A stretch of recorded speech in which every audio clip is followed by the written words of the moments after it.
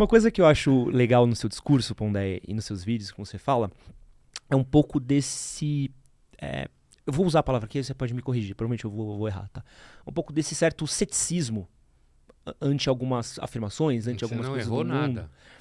Como é que eu consigo separar um modo de encarar o mundo de uma maneira cética com a apatia? Qual que é a diferença do ceticismo para a apatia do estado atual das coisas? Olha, a palavra apatia, ela significa ausência de movimento, né? Ausência de interesse e tal. Na Grécia Antiga, onde surgiu o ceticismo, como praticamente tudo na filosofia, na Grécia Antiga, os céticos, a palavra vem da palavra, do verbo toskopein, sabe? Meus alunos estudaram isso comigo, Ah, aí ó. né? Você quer explicar pra gente, Débora? Você que foi aluna? Ela já esqueceu, a Débora. Então, assim, vem do verbo grego toskopein. Toskopein significa examinar, observar, né? Em inglês, ela está mais próxima do grego, quando você fala skepsis, skeptical, do que nós em português, que é cético, né? Mas a palavra significa você examinar bem as coisas. Mais do que as pessoas comuns o fazem. A conclusão dos céticos gregos é de que toda teoria é falha. Se você pega uma teoria e compara com a outra, você percebe que nenhuma das duas fica plenamente de pé, né? Então, o objetivo do cético grego, não só dele, dos estoicos e epicuristas também estavam por aí, mas isso é outra história. O objetivo do cético grego era atingir o que eles chamavam de apateia. Parece com apatia. Apateia, ou ataraxia, que era você chegar a uma alma tranquila. Ou seja, não acreditar em nada plenamente, portanto, não ter inquietações com relação à verdade última das coisas.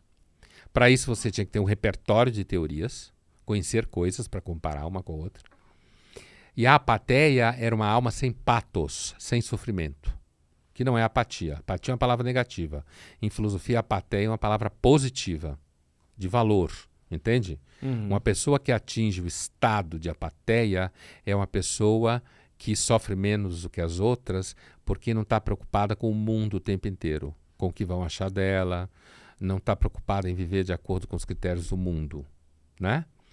Portanto, a vida cética na sua origem, até quando você encontra céticos no século XVI, XVIII, é a mesma coisa.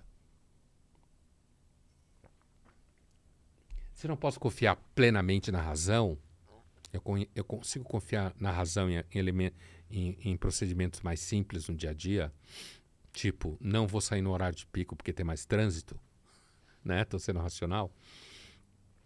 Eu preciso confiar nos hábitos e costumes. Porque o cético entende que se os ancestrais não destruíram o mundo, alguma coisa eles fizeram de certo, em meio a um monte de coisa errada.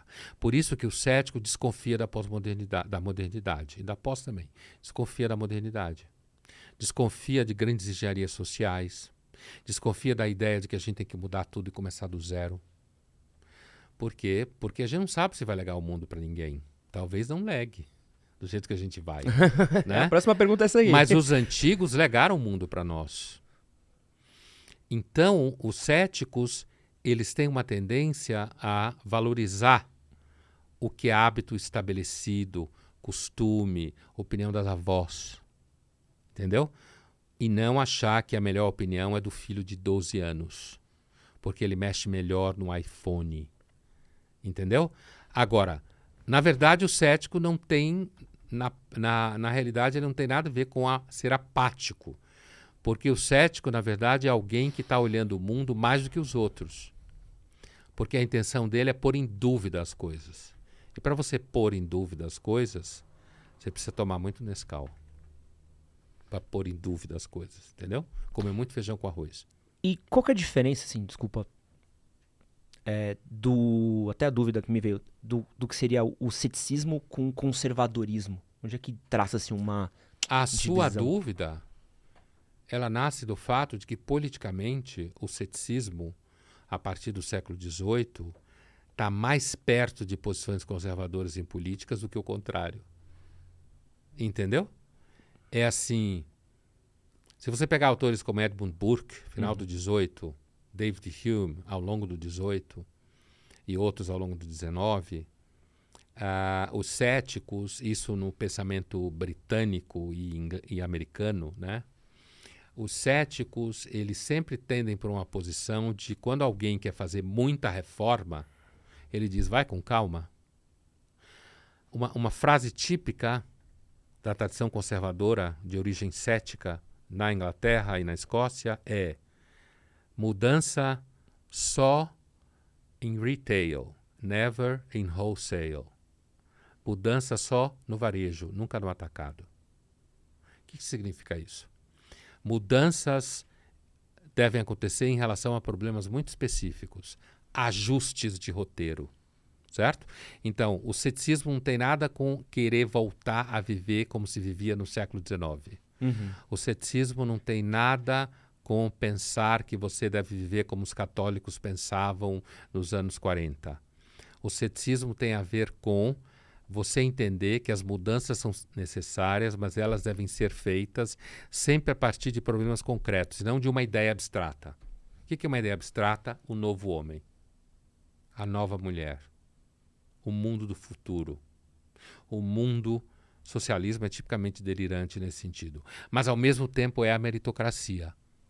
Achar que entregar tudo na mão do Estado, do mercado, não do Estado, vai resolver tudo também é um delírio.